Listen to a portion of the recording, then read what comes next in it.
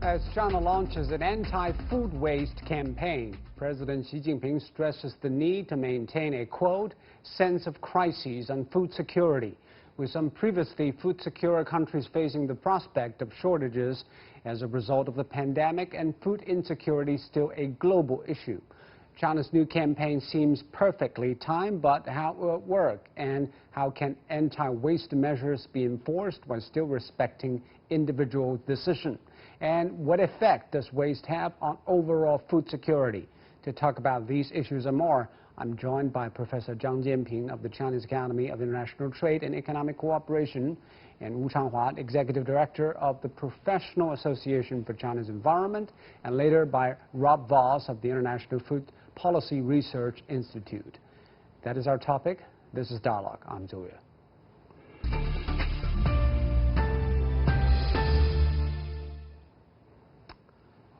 Well, China's economic growth and bumper harvests in recent decades have taken the country from food shortages to food surpluses in many areas. So why there is a need for anti-waste campaign, particularly now? Mr. Zhang?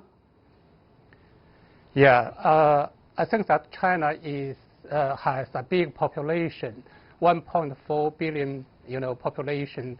That means, food security is a very important problem. Especially if you look at China, every year we put our, food security and agriculture industry on the first place. Especially in recent years, China's food consumption, if you look at the amount, quantity, and quality, improved gradually, especially China's domestic food consumption, including imported food, climbing up rapidly. In this regard, right now, actually, in China, it's very important for China to promote sustainable consumption for food.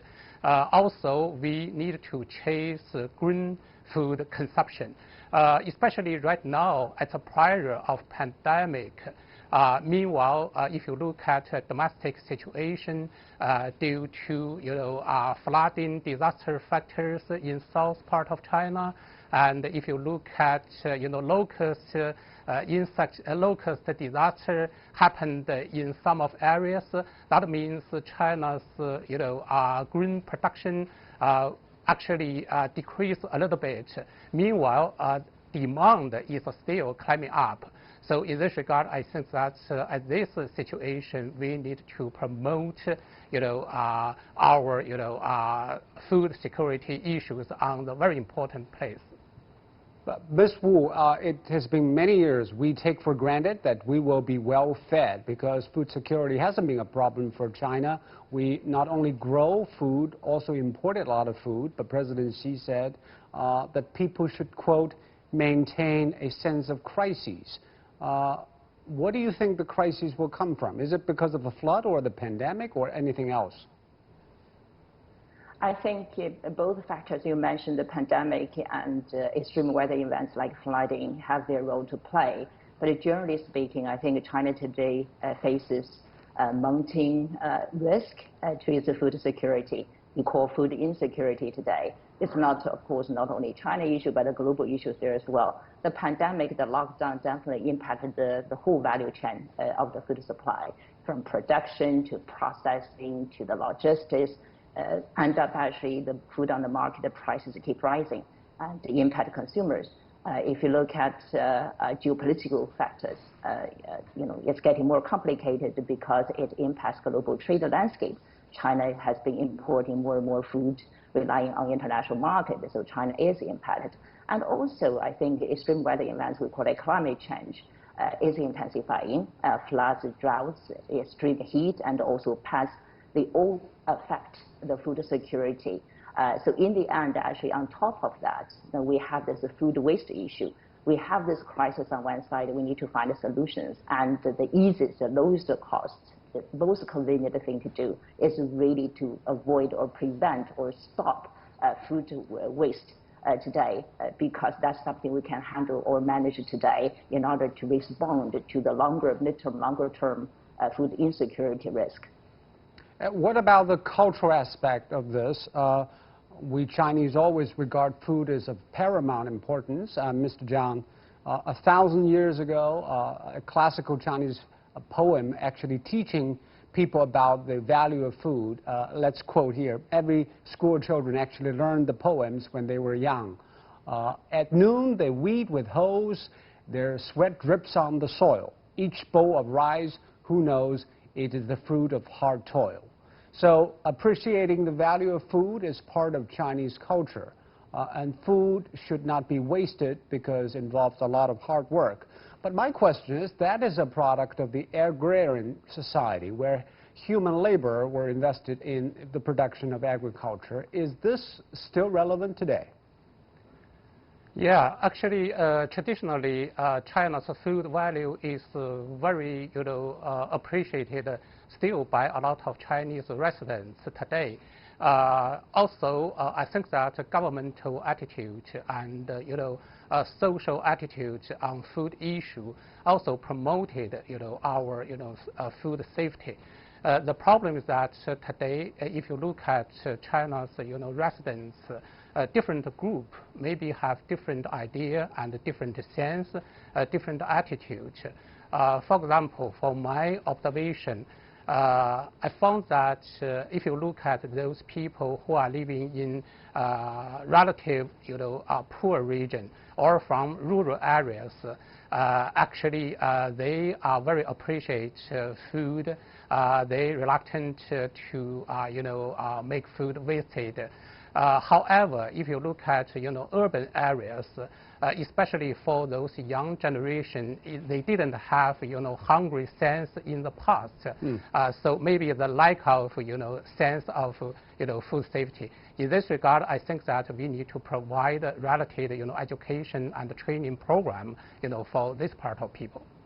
But Ms. Wu, do you agree that because is it just a moral issue? Is it economic issue, or it is a value issue? Because we have gone out of the time of scarcity. It is a time of abundance. Why should we economize on food? I think that as we were talking about it yes. here, as we are talking about here, food insecurity is already a major, daunting challenge for both China and globally. So today, even though probably we somehow, in the process, we have sort of abandoned the traditional virtue and, about food, appreciation of food, but today, more urgent than ever, we need to bring that back. We do need to educate the consumers, make sure, we are aware of, the food, the value, the importance for our literally human survival. But more also, actually, we need to bring other factors into, to the table. Economics, right? For a household, I remember, say, in China, 42% of the people make a sort of 1,000 RMB yuan every month. It's about $145, meaning the food budget actually for each individual is important, right? And so there is economic issues there. But in the meantime, I think it's a system, it's a value chain issue. We need to look at the whole value chain to make sure we really pay attention to where the food waste occurs, and through that process find the solutions to address that. Of course, today we're mostly talking about the dining part, right? The eating out, the leftovers there. From that perspective, I think awareness, behavior change, virtue, need all to be bring back to the culture in order to make sure really we continue the sort of virtue appreciating food and change the behavior accordingly. Mr. Zhang, do you think it is a problem of regulation or education? Because people are now used to waste a lot of food. It's so cheap. I think that both of them are very important. If you look at regulation aspect, I know a story happened in Germany. That if you actually you ordered too much food and you didn't eat out, and then maybe you will get fined in German, restaurant because they have relative rules and regulations. That's why today in China, in order to promote, safe food, to save food, we also need to have our new regulations. However, on the other hand, because this problem is a personal problem, that means we need to provide, training courses for those people, especially for those young generations in urban areas, in order to improve their awareness on this issue. But it has a lot to do with the traditions and cultural values of the Chinese. For example, my mom usually treats to her guests with a lot of food. And actually, the hospitality is measured by the amount of leftovers after a meal. The better you treat a guest is that they left a lot of food on the table. How can you change the value of the Chinese? I think it's a ridiculous situation, unfortunately. Interesting enough, there are some academic studies globally, and the findings are interesting in a way that many developing countries, when they sort of stepping out of the poverty, along the sort of progressive sort of curve for a certain period of time, that seems to be happening rather commonly. Then, of course, when you get to a certain point in terms of wealth, people probably will pay more attention to the food, the value of the food, and stuff like that. But I don't think that's an excuse. I say we need to continue to waste the food, as much as we can until one day probably we're rich enough. So bring back to the issue, I think, again, it's deeply rooted in the Chinese culture and society that we need to appreciate food. Frugality, thriftiness, remains to be part of the virtue, but somehow we need to further highlight that. We seem to be abandoning or forgetting that. Now, this is a time to bring that back. But also, actually, I think you asked about regulation. I think regulation definitely has certain role, very important role to play, because regulation in China in particular will be able to drive the moves around educational awareness raising, behavior change. But very importantly, we also need to look at look at systemic change, look at the value chain, look at the system and the infrastructure, and look at what are the intervention points that regulation will be able to really play a significant role.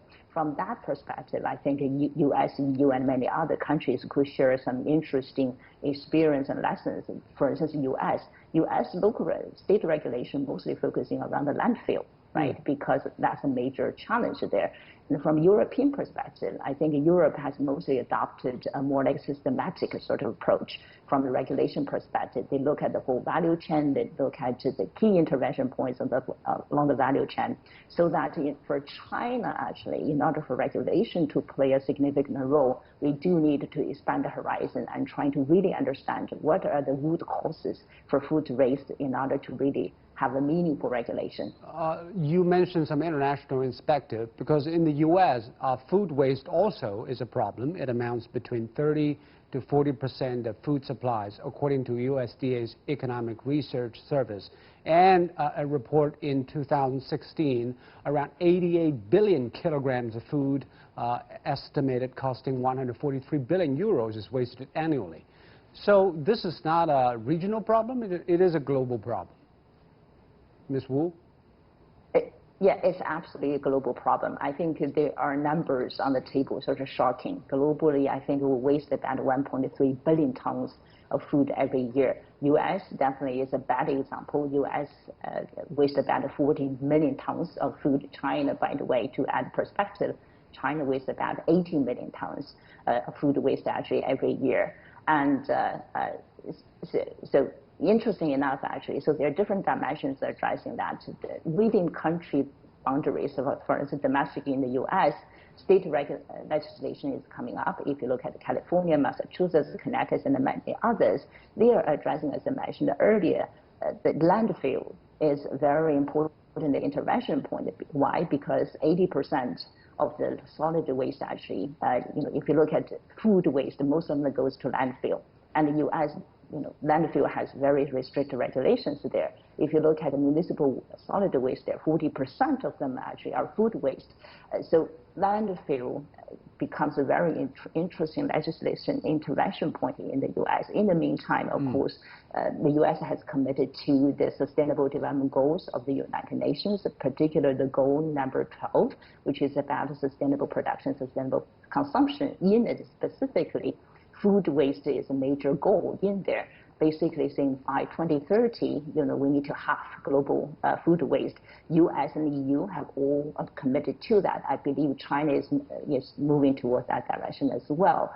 And there is another interesting aspect. I think with more digital technologies, with more knowledge information about the food waste situation, there's more and more innovation, social participation in that process using the blockchain technology, digital technology. APPs are developed to connect the dots so that to make sure we do not waste the food before they expire their date, whatever the date actually marked on the food package there. So you started to see this general movement happening in the U.S. and also in EU there as well. I think partly I have the confidence that China will move in very quickly towards that direction because now we have the awareness, we have the top-down leadership desire, ambitious goals there, and that's going to trigger more and more social innovation for people to participate, not only changing their behavior.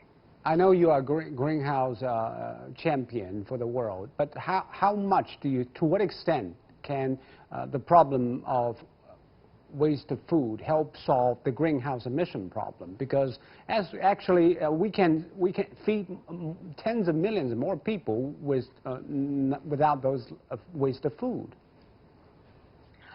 Interesting question. Globally, food waste accounts for about 7% of global greenhouse gases emissions.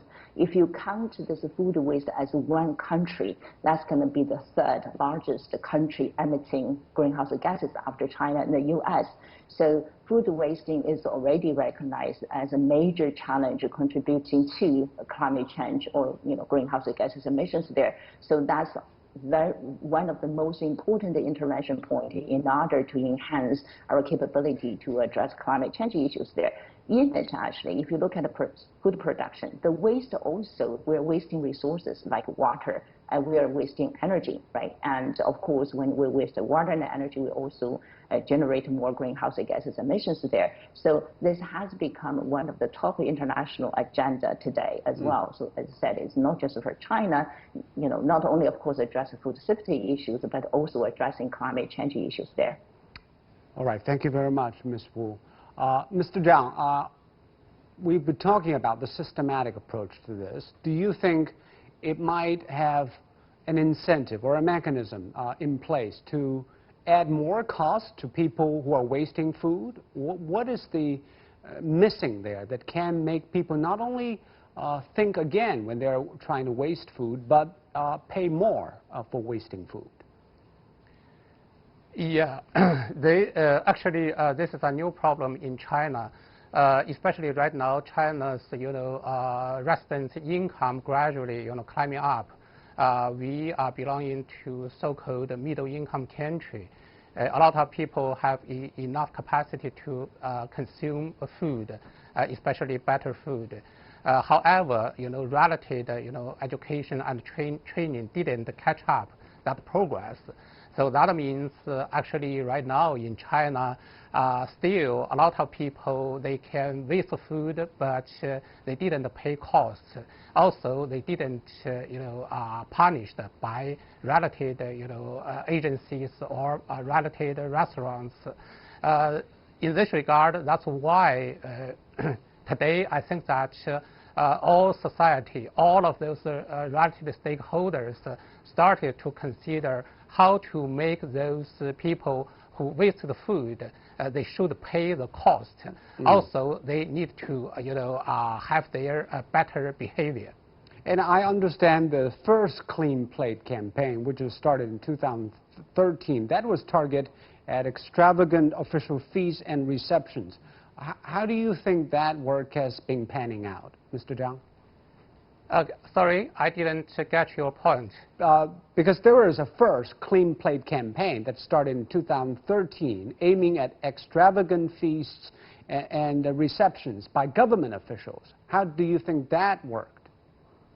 Yeah, I think that actually, the first campaign at that time, we are aiming for, sustainable development, and we hope to promote green food consumption.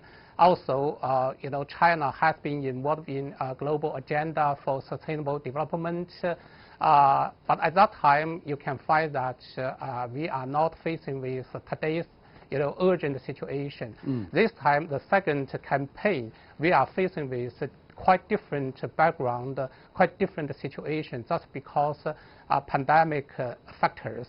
Also, so a lot of different, disasters happened in different places in the world. So today, you can find that some of countries such as Cambodia, Vietnam, Thailand, Russia, this type of, agriculture, export countries, they already constrained their, green exports. Meanwhile, for China domestically, also our, green production declining a little bit. So, meanwhile, a lot of agencies already predict that the possible potential, food, crisis in the world.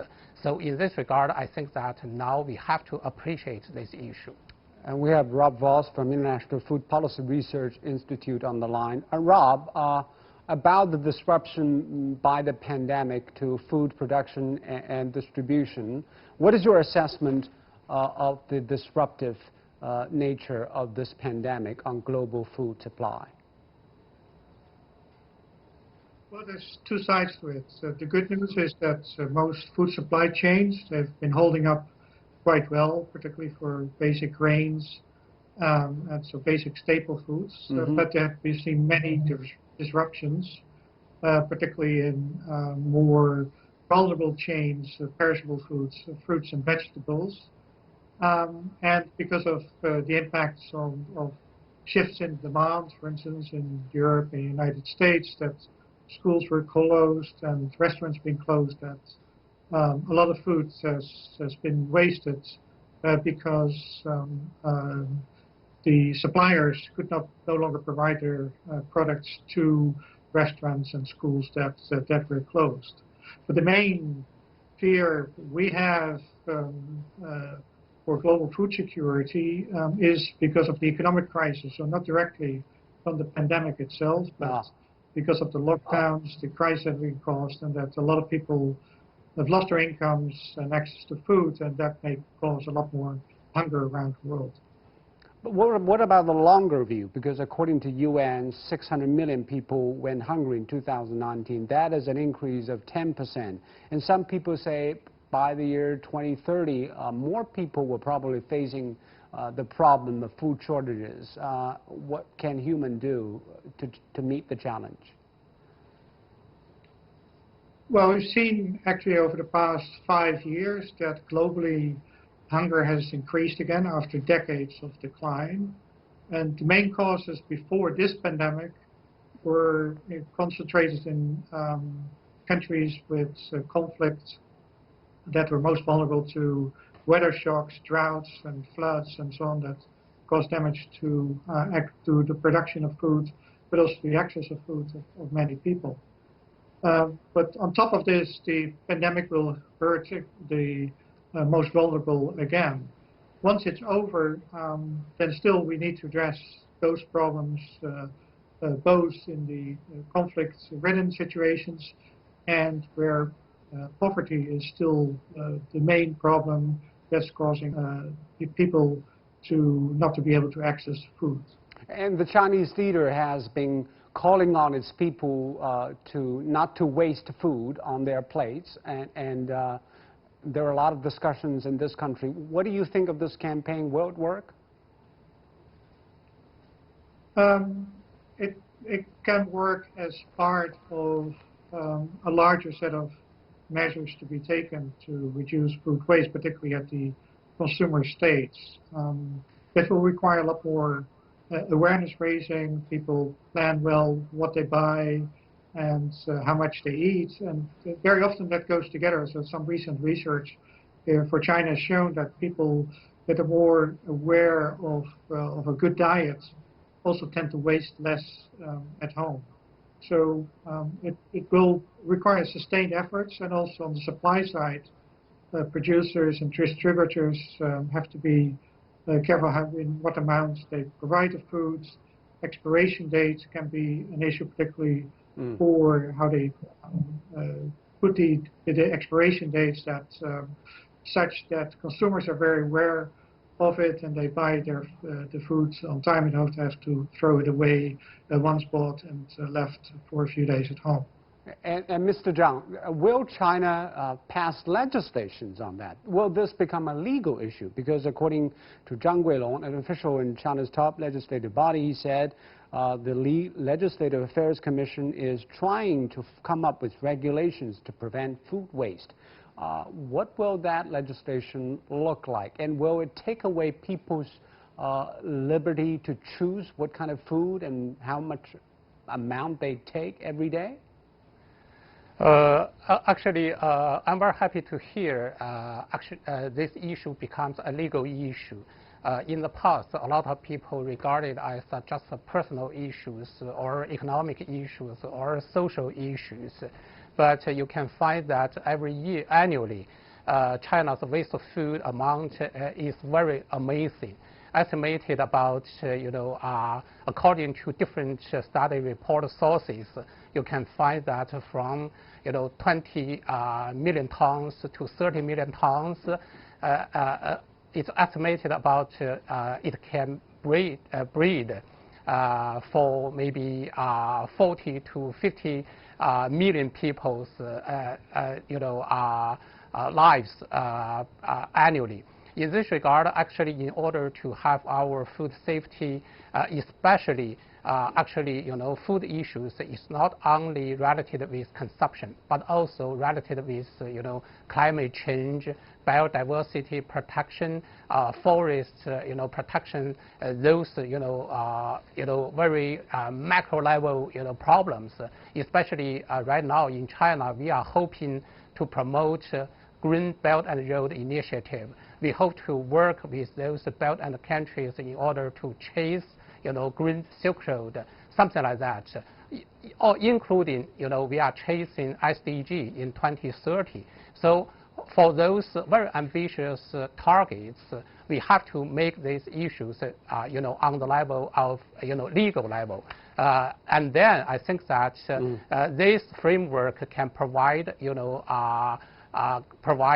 relative rules, for those, relative institutions in order to take relative actions to constrain, consumers' behavior. But some people might think this is a way of life issue, Rob, because recently we have seen some Chinese bloggers streaming their lifestyles, which is quite unique, should I say. They're eating large amounts of food and they streamed their way of life on the internet and got a lot of reviews and likes. What do you think of this? And can we change people's way of life by doing this? Well, we probably have to. So the way food systems work now is it's conducive.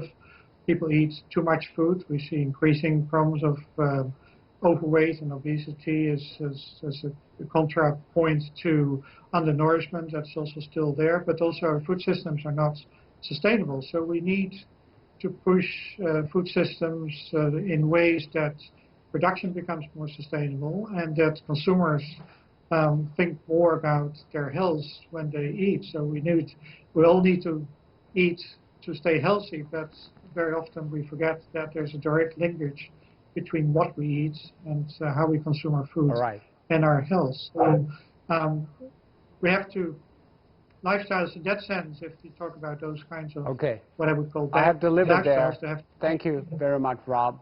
Thank you, Mr. Zhang, for your insights. You've been watching Dialogue on CGTN. I'm Zhu in Beijing. Thanks for watching. Goodbye.